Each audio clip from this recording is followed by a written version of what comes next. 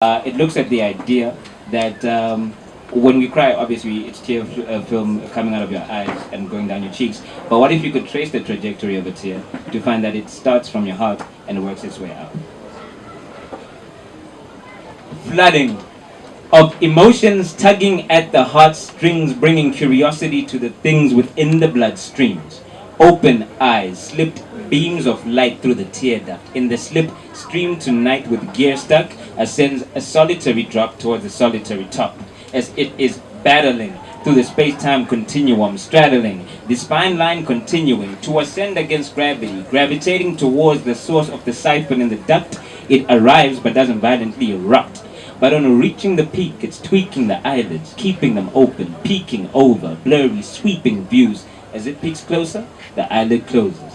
Then it's downhill from here, skirting slippery facial ski slopes, leaving a trail, becoming dismembered, as if to say, don't fail to remember me.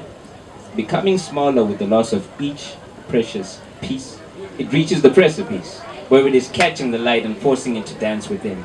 And then it trembles, and then it tumbles, and then it is hurtling towards the earth, glistening, looking forward to rebirth, but on impact, one listening hears only the sound of more flooding. Thank you.